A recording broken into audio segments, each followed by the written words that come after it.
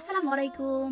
কই সব টি লাভাররা, আমার কিন্তু এভাবে চা বানাইলে খুবই ভালো লাগে। তোমাদের কেমন লাগে, কখনো খেয়েছো কিনা জানাবা। আমি আদা দিয়ে দুধ চা বানাই, জিঞ্জার টি এটা। তো আমি আদা ছাই চা একদমই পানির ভেতরে দিয়ে 10 মিনিট ফুটাই নিছি পানিটা। এরপর আমি আমাদের খাঁটি গরুর দুধ দিয়ে দিলাম প্রায় হাফ কেজির মতো। এরপর 1 চিমটি লবণ দিয়েছি, লবণটা স্কিপ করতে পারো তোমরা। আমার মানে এভাবে চা বানাইতে খুবই ভালো লাগে, আর এই চাটা খাইলে কখনোই গলার ভেতরে জ্বালাপোড়া করবে না। আমি এভাবে পানি দেওয়ার দুধ দেওয়ার পরে 10 মিনিট ফুটাই নিব সুন্দর করে। পানি আর দুধটা ফুটাই নিলে একটা ঘনত্ব চলে আসবে। তারপরে আমি চাপাতিটা দিয়ে দিব। চাপাতি দিয়ে দিছি, স্কিপ হয়ে গেছে। আমরা সবাই একটু গাঢ় লেগার পছন্দ করি, তাই বেশি করে চাপাতি দিয়েছি। তোমরা যে যেমন পছন্দ করো ওভাবে বানাইতে পারো। আর আরেকটা জিনিস কি, এই যে চা বানানোর পরে আমি প্রায় 1 মিনিট রেখে দিই, এরপরে চাটা আমি কাপে ঢেলে নেই। আমি কিন্তু চা ছাঁকি না। চা ছাঁকলে আমার কাছে সবসময় মনে হয় টেস্ট নষ্ট হয়, এটা আমার নিজস্ব মতামত। এর জন্য আমি স্টিলের ছাঁকনি দিয়ে, প্লাস্টিকের ছাঁকনি দিয়ে কখনোই ছাঁকি না। একটু চায়ের গুঁড়ি পড়ে, কিন্তু এটা নিচে থাকে।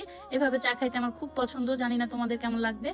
এই তো শুভ সকাল, দেখো সকালটা কত সুন্দর। মা, আমি, সিমরান বসে গেছি চা খাইতে আনাজ আব্দুল্লাহকে নিয়ে। সানজু এখনো উঠে নাই, আর বাবা হয়েছে নিচে, বাবা আইসা চা খাবে। সানজু এখন আর দুধ চাও খায় না। তো আজকে সকালটা খুবই ভালো ছিল, ভালো একটা চা দিয়ে শুরু হয়েছে। তোমরা যারা চা লাভার আছো অবশ্যই কমেন্ট করবা।